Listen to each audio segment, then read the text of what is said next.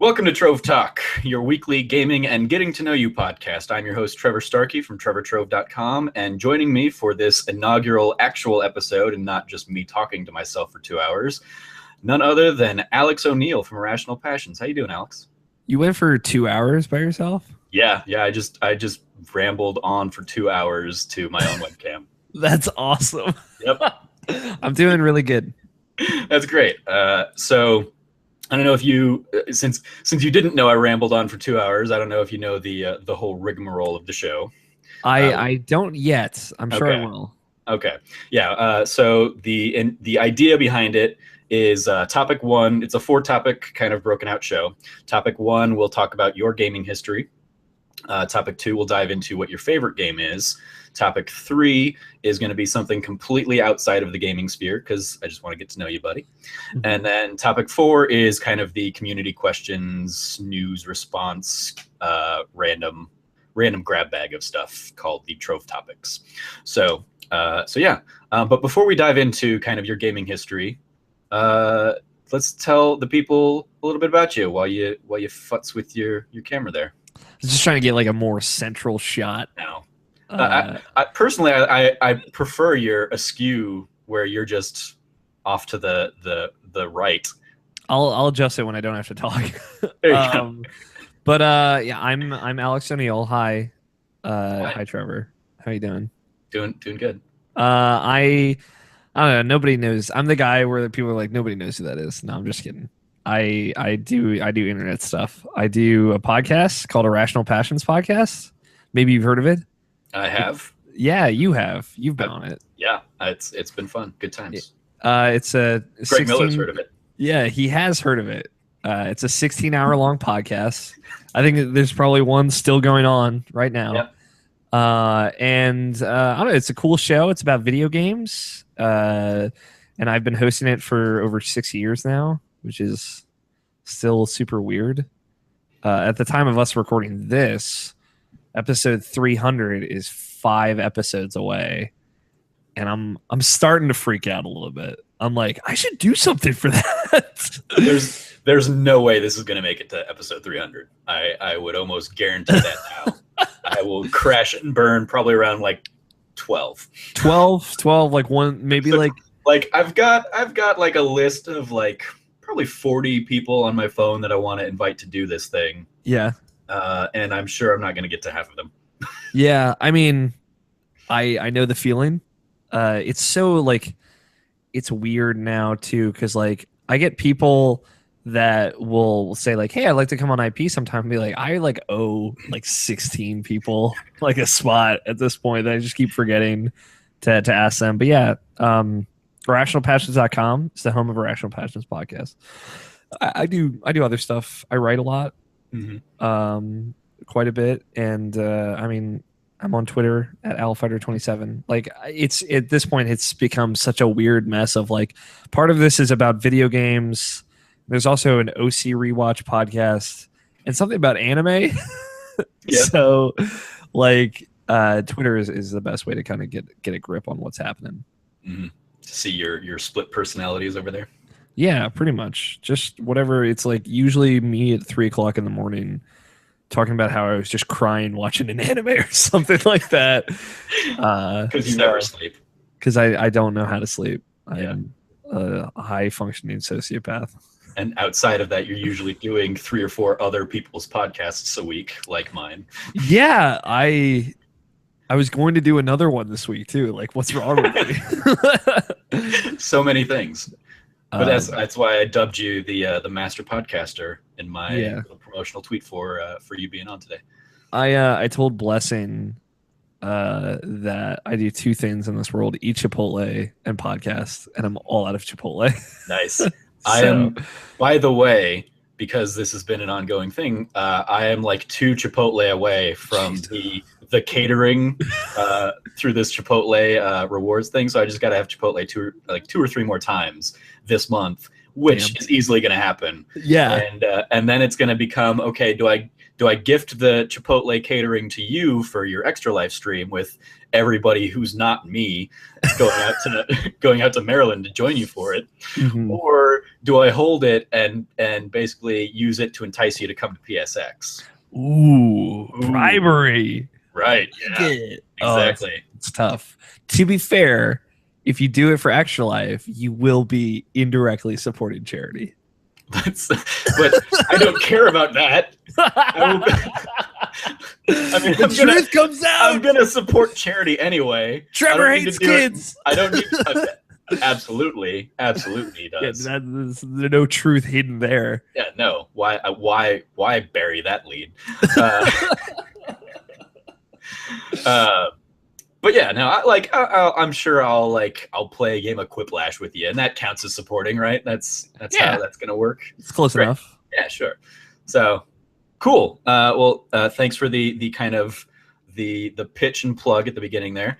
But let's take it a step back. How did you get into gaming? What got you into gaming? I know kind of your mom has been there for it, and I know you were just talking to her right before we hopped on. So tell me kind of a bit about Alex's gaming history. Topic 1, Alex's gaming history. Can I derail for 1 second so I can plug guess. In? God damn it. I want to plug in. Episode 1. I quit. I'm done. It's on fire. It's done. I want to plug in Ethernet so that way I don't get disconnected mid-show. Okay. And all right. Have a weird repeat incident. That's fair. No, that's great. Yeah. So for those that don't know, while Alex is doing this, the last time I appeared on Irrational Passions, I want to say it was probably episode 291, so about a month ago.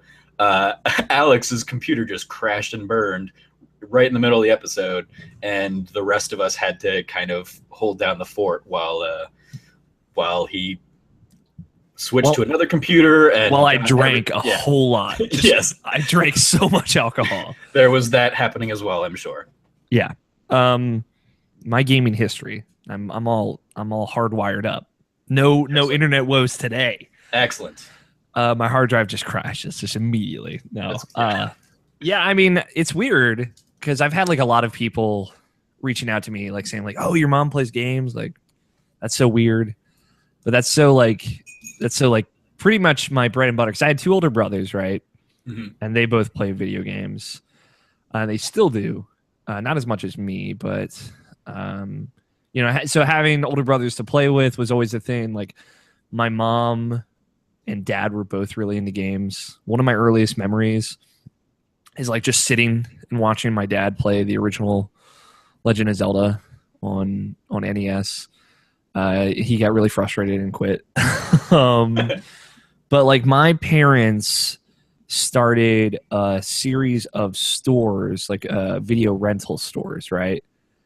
So because of that, they got to go to CES before it was before E3 spun out of CES. Got it. So because they had to stay up with VCR versus Betamax, stuff like that. That was their organization, and finding out what video formats to support. So they were way into it because of that. They got to see the NES before it released and stuff like that, which is super cool. I like hearing them talk about that because I was in the late 80s. Yeah, and how old are you? When were you born? I was 93. Your time. Before I even existed. Oh, God damn it! You're one of those that wasn't even around in the 80s. I always forget how young you people are. I'm a little old soul-y, so sometimes people think I'm older. Yeah, I mean I'm an old soul, but I'm also older. So literally and figuratively an old soul. I've been a 65-year-old man since I was 16. I always internally I see myself as a mid-30s kind of person. Just the way I think about things. Sometimes I'll get super jazzed about something, but yeah. So they were into my dad's such a huge nerd. That also helps. He's always into the latest technology, no matter what it is. So whether it was games or TVs, we had a HD TV long before most people did.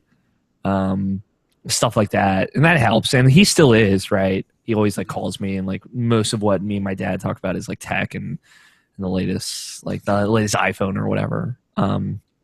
And that's cool. And my mom, like, there was a turning point in my life, Trevor, where I was learning the one turning point where I was trying to learn how to ride a bike. This is the defining Alex O'Neill moment, I think. Okay. I think it was like 5 years old, and we had like in the house I grew up in, we had like this hill. It's like kind of like gravel stone hill, and I sat at the top of the hill on my bike, took the training wheels off, and I was like, I'm gonna learn how to ride this damn bike. And I, at the top of the hill, immediately fell sideways. Just destroyed my knees, just destroyed myself. And I took my bike, I threw it in the garage, I went inside, and I played Pokemon Blue for like 8 hours straight. And that was the defining Alex O'Neill. It was like the moment where I'm like, I'm gonna just be an indoor kid because this shit sucks. I have a similar turning point. I was older, so I was riding a bike and was fine riding a bike. This was 5th grade. Yeah. I was riding home from my friend's house who lived like half a mile away. And I would go over there and like I would play XCOM with him because he had it on his computer and I did not. Nice. We would play like he and I traded. I got a copy of Dragon Warrior 4 for the original Nintendo and traded my copy of Final Fantasy 2 to him. And then he moved away and I never got my copy back, but I also never gave him Dragon Warrior back. Anyway, beside the point, I ultimately ended up getting myself another copy of Final Fantasy 2 because I'm not an idiot. Of course, yeah.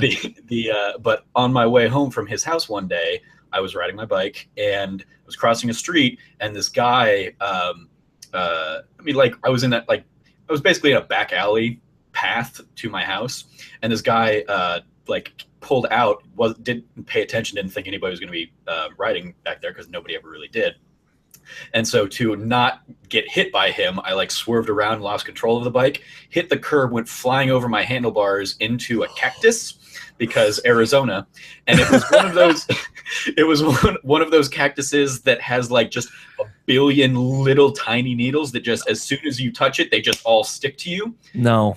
And then I had to walk home because my bike fell into it as well. And so there was so I was pulling those things out of me for, I swear, like a week or two afterwards. And I did not ride my bike again for another 7 years and basically did the same thing, became the indoor kid at that point, was like, nope, no more outdoors. It wasn't until I was like in high school and needed to like ride my bike to high school that I started really riding my bike again. But yeah. So bikes, fuck them. Yeah, fuck bikes, I think is what we learn. Like people surprised at things in my life. I don't know how to ride a bike. Fuck that shit. Who needs them? Yeah, we've got Uber now. Yeah, exactly. Soon there's gonna be like Uber for bikes. Just getting on getting somebody's cradle.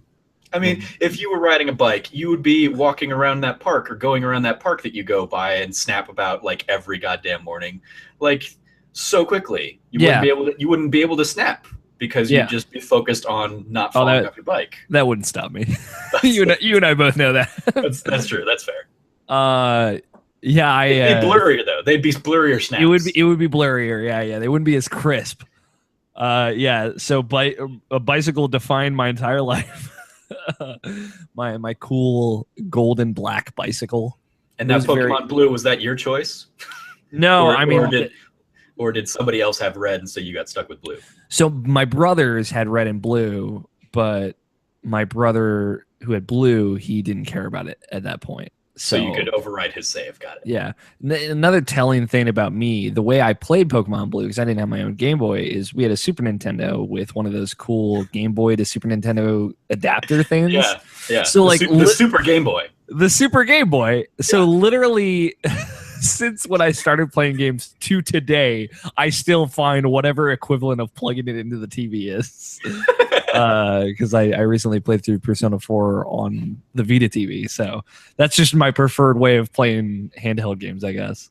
Yeah. But yeah, I mean, like there was stuff before that, a little bit, and after that, there's definitely a lot more. When I was like when I played Pokemon, there's nothing necessarily special about Blue, right? Like I played that and I got into it. I didn't really like play a lot of it. I think that like that day that I played it was the most I played until I got my own copy of Yellow. Nice thing about being the third brother was you get all the third gen Pokemon games. Yeah. And so I got Yellow, and that was like, yeah, way into that one. See, nice thing about being just a spoiled brat like I was, we just got all three anyway. Yeah. And I played all three of them, even though I had a sister who, kind of sort of played one of them. Yeah. I mean, I was a spoiled brat for sure too. Not as much as one of my older brothers, but yeah, I was definitely spoiled for sure. I was the baby. I was the youngest of three, so I just got everything. Yeah. At some point, I always got what I wanted. But yeah, I mean, like playing games with my mom is definitely like that's still a thing that I do to this day. Like A Link to the Past, I played through for the first time with my mom, and Final Fantasy VII. I wrote an article about that. Was like I was not old enough or patient enough to play like an RPG like Final Fantasy, but after seeing both my brothers get so into 7 and like the 3D graphics blowing my mind, I really wanted to try and appreciate it. So my mom became like this buffer, the filter for that game to me, because super explicit as it turns out. Yeah. I mean, but for that one, it was like mostly hashtags and $signs and symbols. Yeah. I just presume, like, going back to it now, that Barrett is just saying like the most raunchy racist shit. Oh, of course. Like, I have a feeling that's kind of what they were trying to imply, but like it definitely opens a newfound appreciation for it to this day. Like when I went back and played it earlier this year, it was cool. It's always cool to go back to that game because like that first nostalgic experience I have with it is it's very different, right? Yeah. There's a lot of rose-tinted glasses on rose-tinted glasses with that game because my mom was there, like making it make sense for a kid, for like a 7-year-old kid. Yeah.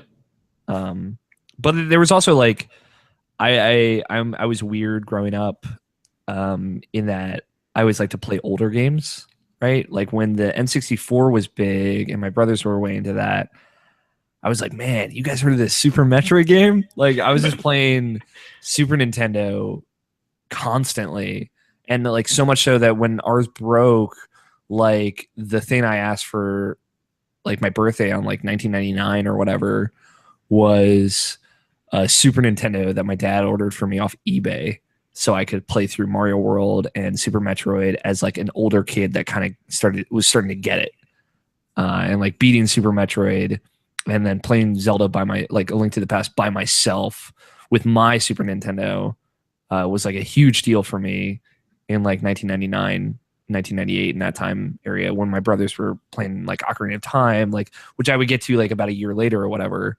Mm-hmm. Then like that was once I got like to the GameCube and stuff, that was when I was like, I need to be on the like exactly what's coming out now and stuff like that. Yeah, it's I think I was talking about that I recorded my first pilot episode like 2 weeks ago, so I don't even remember what all I said in that.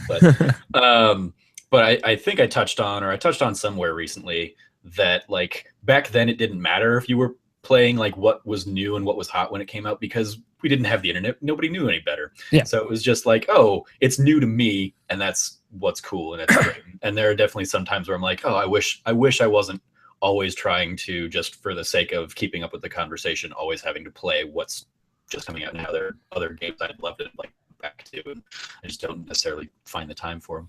Yeah, and like in retrospect, I'm super glad that I did, right? Because like the Super Nintendo is one of my all-time favorite consoles with some of my all-time favorite games on it, like Super Metroid and Link to the Past and things like that. So, and like I never really, we had an NES, we had like a Genesis. Again, because like my parents with the video store, they kind of got like lower prices for these kinds of things, or they could get the good deals on them or get them early. So we had those things. Genesis was a short-lived console in our house. Yeah, that's for sure. It's pretty much the same in ours. Like we had it and it was cool. Mm-hmm. Played Echo the Dolphin, I remember when we got Sega CD. But yeah, we were much more of a Nintendo family. Yeah, and like NES, I just never really played. You know, I'm trying to think. Like I'd played a little bit of the original Zelda, but I didn't really play that until I was older, and I was kind of going back and playing them. But so I never really played NES games, but Super Nintendo, like And then PS1 and N64, I got way into those. Yeah. I'm glad I spent that time kind of enriching myself in a lot of ways, because like now where I am now, I'm so glad that even though I came out in 93, 2 years after the Super Nintendo came out, like, did you say you came out as in like your release date was I released I was born in 93 after the Super Nintendo, but I spent enough time to feel like I really got to know that system. Yeah. So great. And then so PS1 and 64 era, basically through today, have you just kind of been kind of playing a little bit of everything? Or yeah, I mean, we got a GameCube. That was like the first we got in that generation. And like back then, the in the household, the console lines were starting to be drawn.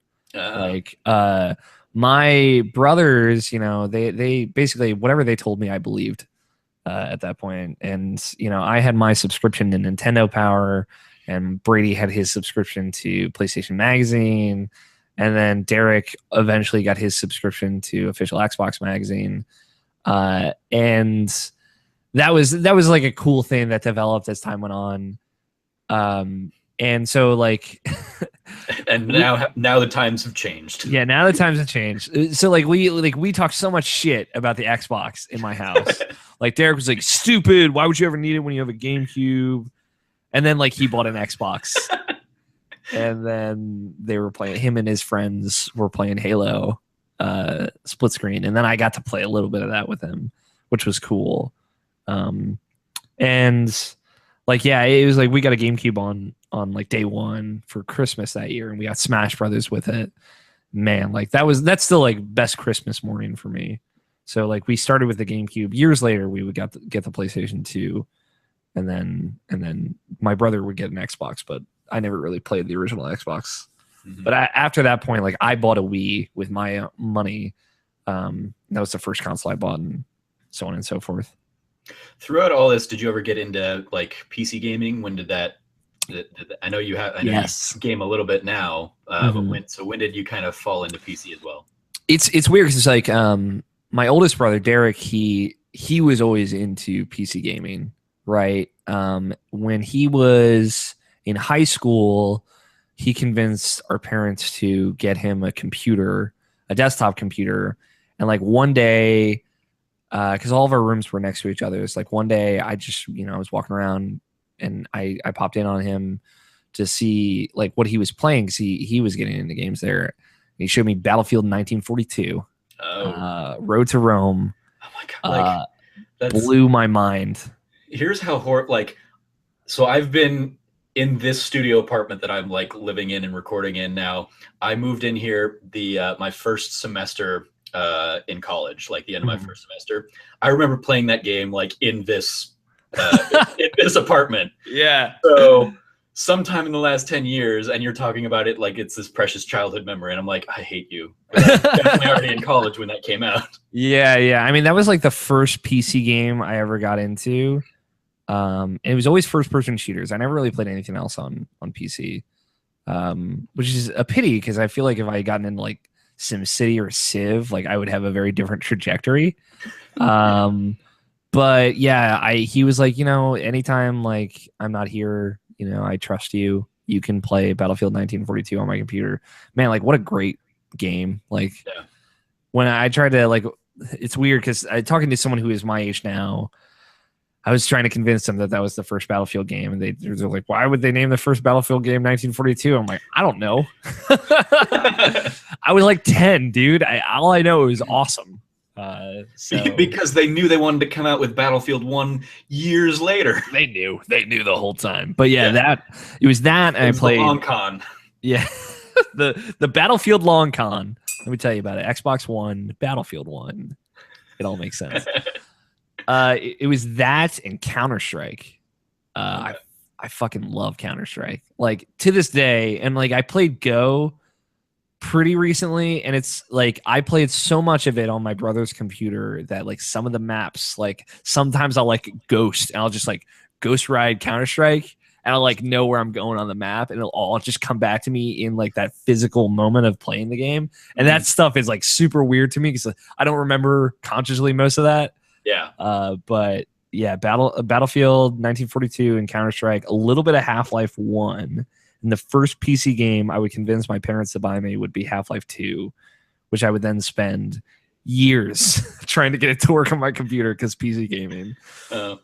Like my first brush with Steam was like maybe the worst experience ever. But I still like, and it was like right after Steam came out with Half-Life 2, and I still have, that's the same Steam account that I still have, which is weird.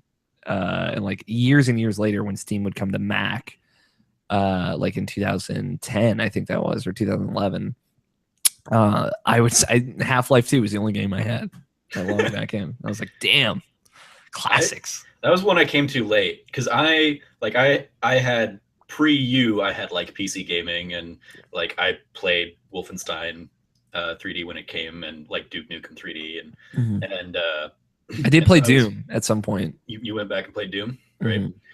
Yeah, that was another one, like Doom 2, Quake. Like I remember playing all those, and then I fell out of PC gaming for a long time. Or like when I would game on PC, it was like because I was playing The Sims or Civilization. I was playing those kinds of games, but I would play kind of the more I don't know, narrative driven or whatever story experiences. I was playing those on console. And then so when I moved here, I was like, well, like I want to multitask. So I'm going to play something on my computer and I'm going to watch TV over and have that going on in the other room. That was when I booted up a Steam account and put like 300 hours into Skyrim or something like that. Yeah. So yeah, but I definitely, like, I missed Counter-Strike. Was never one that I never delved into. But like I see that community, I'm like, holy shit, that's a level of scary.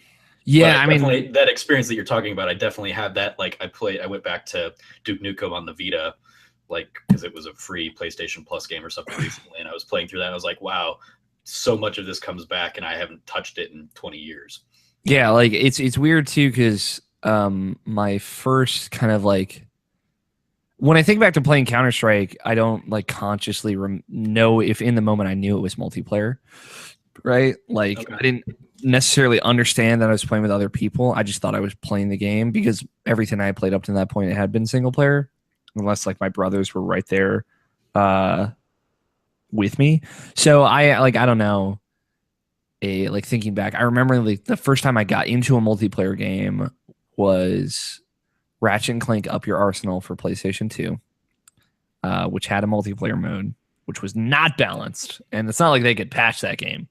And it was terrible, and I loved it. I loved it so much because I love those Ratchet and Clank games. And like that's when I was in my 13-year-old PlayStation headset on there screaming at adults. They were just trying to have fun. So like everyone's lived that life, I'm pretty sure. I did not. No. I want to believe, Trevor. I was too old to be the racist little kid on the headset, like screaming at strangers on the internet. I would say, like, maybe I'm just defending my past self. I was significantly less racist than most people. I mean, I can see that, but I'm sure you were still a little dick. So oh, I was terrible for sure. And like, you want to know how like tone deaf, like I was as a child. Like you could make a party, like a group room in Ratchet and Clank, and like I would put like no adults or something like that. And like in retrospect, looking back through the scope of cynicism, I'm like, man, that probably looked like some straight creeping right there. So like, yeah, I was just a dumb kid playing online games that I shouldn't have been playing. Nice. And then, so what got you from there to deciding you wanted to do your own thing with Irrational Passions? What? Let's go through that journey. Super Smash Brothers Brawl. That's what got me there. I think I feel like we might have talked about this story before. It's possible, but I am also old and forgetful. So yeah, in 2007, which was the first year of high school for me, to fall 2007 to spring 2018 to 2008. Excuse me, Jesus. Yeah. So I had second period for me was algebra with one of my best friends at the time, Scott Guthier, who you may know from Irrational Passions podcast. I do, in fact, know him from Irrational Passions podcast. Scott and I had been friends since like middle school, but like we hadn't gotten a chance to like sit and like get to know each other. So like we immediately bonded over Super Smash Brothers. We were both excited for Brawl, and I was like unhealthily excited. So for folks who don't know or don't remember, the Super Smash Bros. Website, the Smash Bros. Dojo, as it was known. I know. It's a brilliant name. Yeah. The smashbros.com updated every day. Like Sakurai was like, I'm gonna drop some hot updates every weekday until this game comes out. So he didn't lie. He did update it. And sometimes it was like innocuous stuff, like here's like a breakdown of how this person's moves work or whatever. But sometimes there would be really cool updates. Like Sonic being in the game, for example. And those would go live at 4 p.m. Japan Standard Time, which would translate to about 2 or 3 a.m. depending on daylight savings, my time. So, of course, I was just like on the GameFAQs forums, just sitting there with everyone just waiting for the update to drop. And it's super weird. Like I never really got into forums except in the context of that game and then a little bit after. And man, that was a lot of fun. Like I'm super nostalgic for that. I mean, that's just Twitter now. That's why I love Twitter so much, because it is just forum for everyone. Yep. And I love that so much. And so like, I'm glad I could kind of direct that to something that's a bit more focused. But yeah, like that was when I got rickrolled for the first time, and that's where I discovered Chocolate Rain and things like that. Did he follow you for a while there on Twitter? Tezunde? Tezunde, yeah. He currently follows me. Oh, did he? Because he followed like a shit ton of people, and then he unfollowed a shit ton of people. Like he was doing that thing where he just follows you to get the follow back. Ah. So you might want to check and see if he actually still follows you. I'm gonna do it. Is Tezunde gonna break my heart right now? He might, yeah. Is Tezunde not a fan of Irrational Passions? I don't. Yeah, he unfollowed me. That son of a bitch. He's cycling through. He's still following 300,000 people, but I can't be one of them. Yeah, exactly, right? This is garbage. It's because we didn't follow him back. Yeah, I mean, Cherry Chocolate Rain was a pretty big turning point for his career, if I'm going to be real here.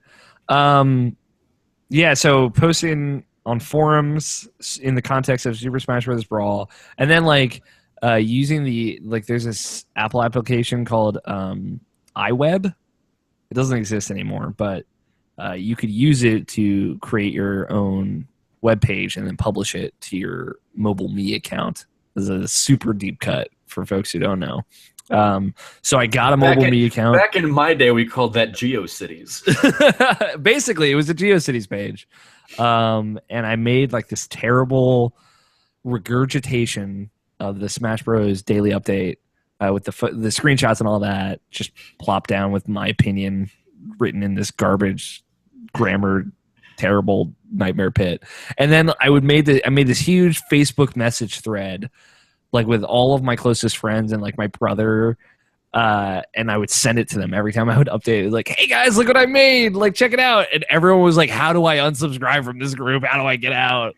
And Derek was like, listen, Alex, you fucked up. I sending all these people this message. And that was like when my brother was at college, and there's so much tension. So like, it was just a nightmare. I was such a dumb kid. And then I would come in sleep deprived. You wonder where the insomnia started. I was come in sleep deprived every morning, and like sit down and just talk to Scott about like, I showed this and everything. I'm like, and this is like before I had an iPhone. It was like iPhones were new, so it's not like I could check SmashBros.com anytime. So yeah, it was a goddamn nightmare. But like that entrepreneurial spirit was like in me.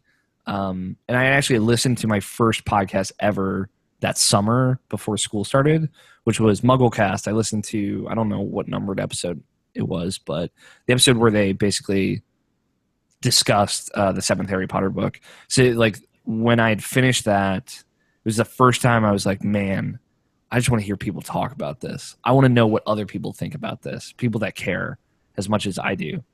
And like, yeah, that was like my first exposure to podcasts. And then I started listening to Show Me Your News, which was a Smash Brothers podcast. It's cool because I've actually talked to the guy that hosted that, the two people that hosted that. Like they follow me on Twitter now. Yes. It's like surreal moment. I was probably the only person that bought it. They sold hoodies at one point with like an inside joke on it, and I have one of those. And I took a picture and sent it to them. They're like, "What?" So, yeah, it's super cool. Like, so like that, it was me kind of like starting to put the pieces together in my head, like making a website, terrible website. God, I can't imagine how terrible it was. Listening to podcasts and like the thirst was real, Trevor. Yeah. And eventually, like in my junior year of high school, I was hanging out with Scott and Evan Wall, other founder of Irrational Passions. And we were watching, at that point, like I had gotten pretty into video game podcasts. I'd been listening to the Bombcast for a couple of years. And like through like, it's funny, after Smash Bros. Came out and I stopped listening to Show Me Your News, I was like, man, I just want to like, now I'm like in this. Now I'm checking IGN every day for some reason. I don't know what's happened. There was a turning point where I was like, the Smash Brothers news and wanting to know that every day extended out to other games. And then from there, it was just everything. I just want to know everything. I don't really know like what the turning point was. And then I like searched iTunes for video game podcasts. And I started listening to that video game podcast. Great show. They're in like their 500th episode or whatever. That's where the title section of Irrational Passions comes from, is that video game podcast. They do it a little bit differently, but the general idea of like someone writes down inside jokes throughout the show, and then we pick the one that we like the most, record something, put that at the beginning of the show. The password is a butt print. A butt print. My favorite rejected one from when I was on the show. It is really good. And then like from there, like on one of the episodes of that video game podcast, they're like, what video game podcast do you listen to? It was like Drunken Gamers Radio and the Giant Bombcast. So I started listening to both of those. And Drunken Gamers Radio, phenomenal show when it was going, no longer exists in that same form. One of the hosts unfortunately died a couple of years ago. And they've like rebranded into Super the Hardest. And then like from Drunken Gamers Radio, I started listening to Gamers Only Older, which is a podcast on the VG Evo network of podcasts. So I started going to VGEvo.com, a bunch of great people there. And obviously the Bombcast from there. Like, and then after like that, I got into Beyond and Game Scoop and Three Red Lights. Rest in peace. Three Red Lights. Never forget. We got to go back.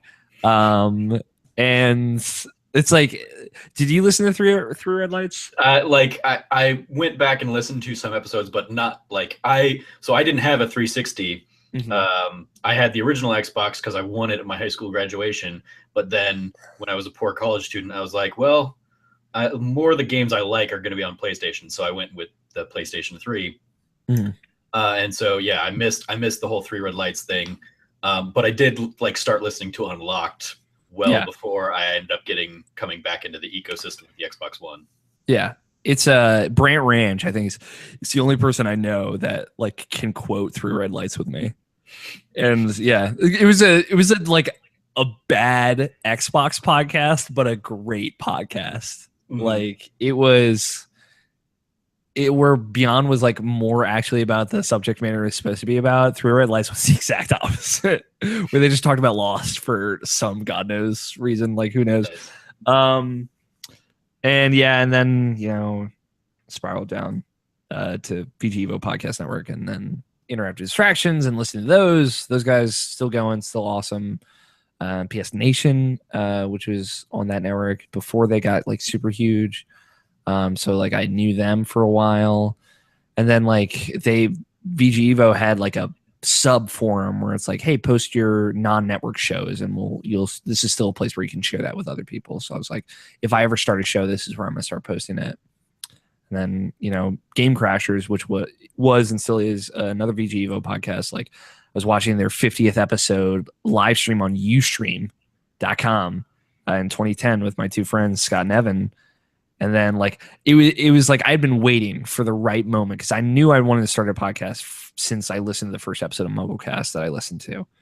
And like we were in the chat while they were doing that live show, Scott, Evan, and I, and like they were at my house, and like it was the right time, right place, and I was like, we should do this, and they were like, yeah.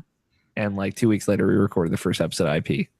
So it was all very much a snowball effect throughout high school. So how long in there was IP like just a site for written stuff then before you started doing the podcast, or did we kind of get a little disjointed there in the time, the chronology?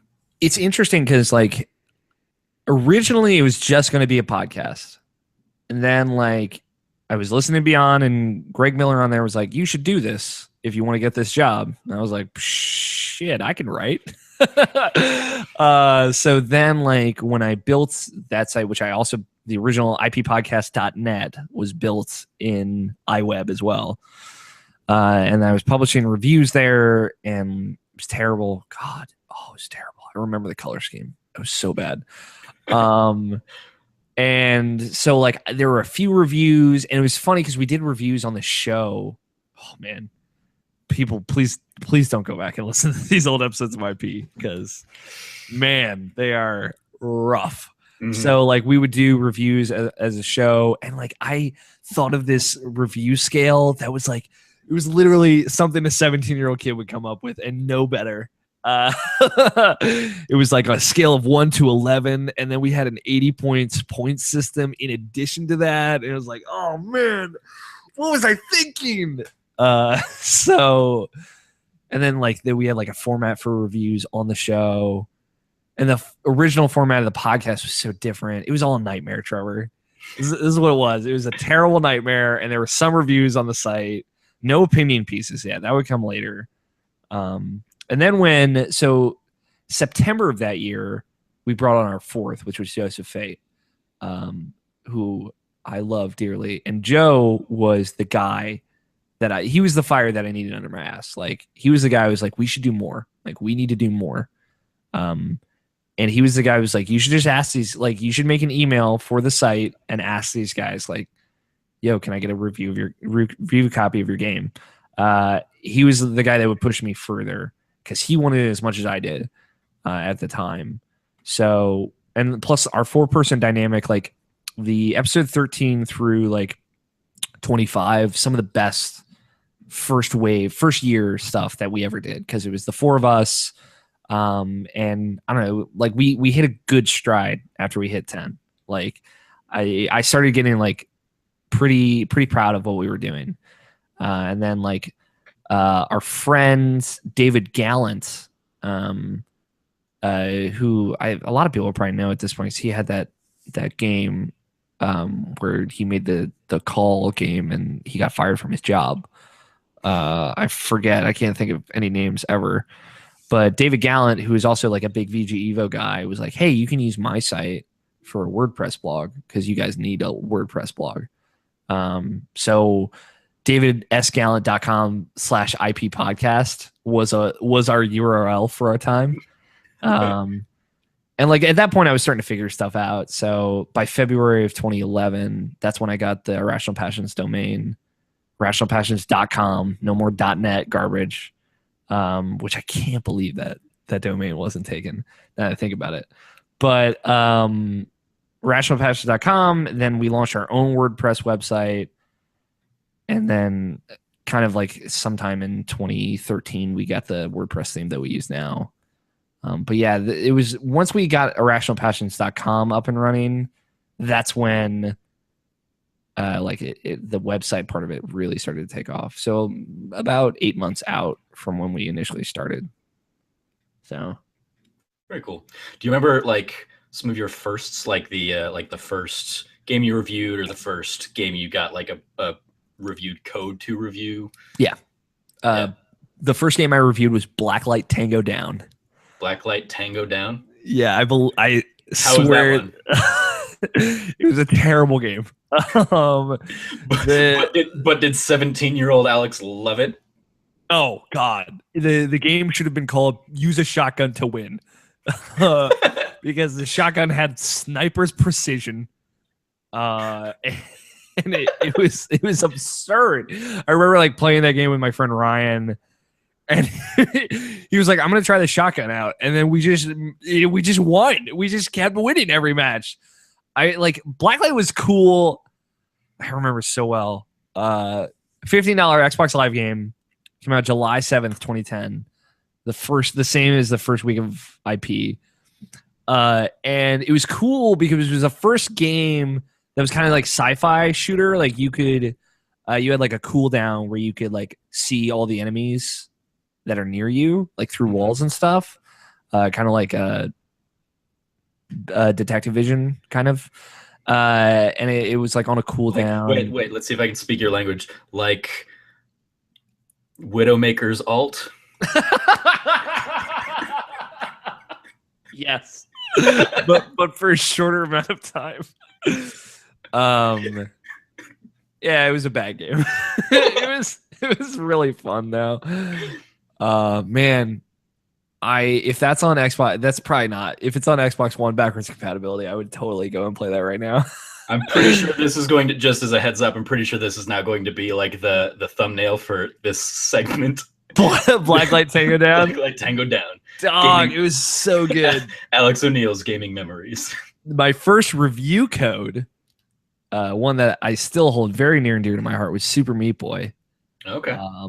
I reached out. It's funny. It's like it was the first time I ever reached out to anyone, and I like Team Meat had like a submit page on their website, and I wrote like this big long thing. I'm like, my name is Alex O'Neill. This is my website, davidsgallant.com/IP podcast. Don't ask questions.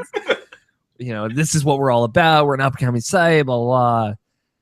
And they responded with just the words "Go nuts" and an Xbox Live code.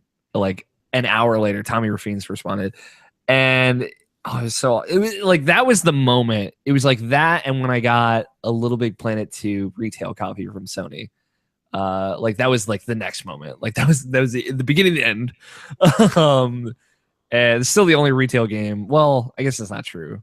I've gotten a few MLB games for some reason, but the very rare that we've ever gotten like retail games. But yeah, that was just like I was like losing I called Joe at like 11:35 at night. I was like, "You won't fucking believe what just happened."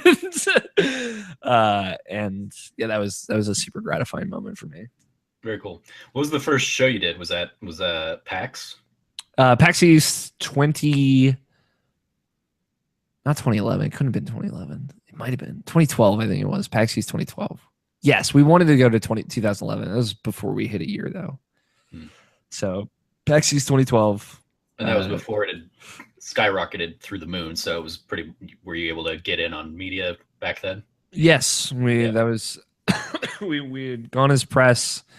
It was Evan, Joe, Tony, and I think then that went as press. And Tony had joined like in February of 2011. So, and yeah, that was awesome. That was definitely like. When that weekend had come and gone, that was the best weekend of my life. But like it was bummer because it was like I was so excited to meet Greg Miller, and then like the week before he had announced that he had cancer, and I was like, I went from like the highest high to like the lowest low. I was like so like upset and concerned and stuff like that.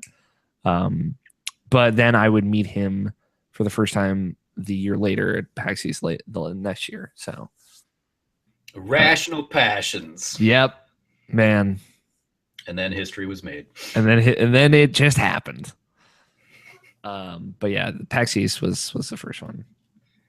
And then we met last year, and it was delightful. Time flies, doesn't it? Yeah, God, that's crazy. Yeah, like a year and a half. Probably like a year and a half ago now. Kind of Funny Live 1. Yeah, it's September now. So what got you into? And we'll dive into this probably a little bit later. But breaking the don't break the chain. That was one of the first things that like jumped out at me. I mean, outside of us hanging out all weekend, that your story kind of behind that was delightful and got me back into writing. So tell me a little bit about that again. Let me see if I can find the exact episode. I don't know if I have it in here, but so January 2015, I was in a bad place in that year, pretty much.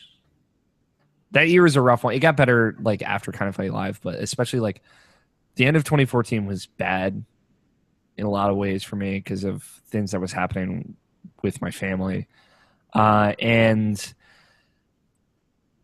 yeah, there was like a turning point where like everything was like falling apart in front of me. Like my lease for my apartment was coming up in a couple of months and things like that. Like just the world, and I didn't know if I was going to be able to go to school and et cetera, et cetera.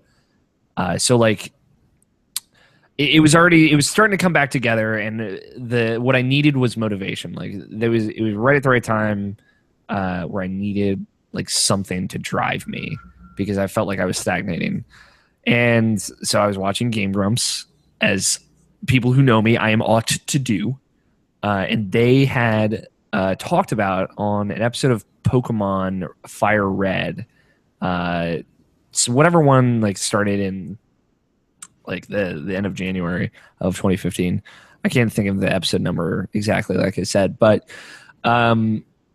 they talked about it as like this was something that they'd used. Like Danny had used it in regards to like writing songs and making music, and Aaron had used it in regards to animation and art, of just like this concept of doing something every day. One, to like get better at it, but two, and more importantly, just to do it. Like people will make an excuse not to do something pretty much until the day they die.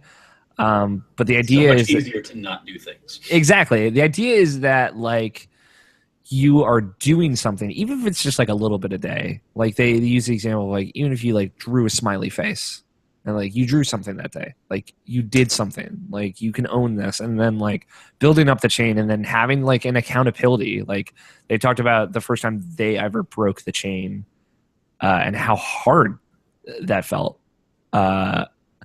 And like how horrible that felt, and that like you need to break it to know how it feels. That's also something that they said, and I think they were definitely right. And yeah, it was just like it hit me at the right time, and like literally that day, I was like, I'm gonna write something today.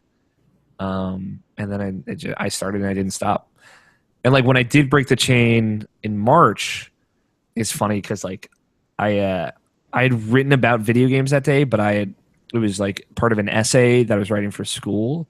And I told myself that if I write something for school, even if it's about games, it doesn't count towards this, just for school specifically. And I was so exhausted after a long day. I passed out, and I woke up the next morning. I immediately knew, like the first thing I thought when I woke up was like, oh God. And I tweeted at it, and like two people thought it was a great time to make an joke about how disappointed in me they were, and I immediately blocked them on Twitter. Like that's how like I did not fuck around with it. I'm glad I did not know you then, because I would have been that smartass. Yeah, it was just like, yeah, but like I like you enough that I probably would have like direct messaged you and said, "Not cool, bro." And it was like it was a thing that was like it hurt so much. And I felt so terrible that I knew I would never do it again. Like, so at this point, like where I'm like 661 in or 561, whatever. I was gonna say, when did you just add 100 days? 561 in. I like if I broke it at this point, I would just stop. And I'm like okay with that.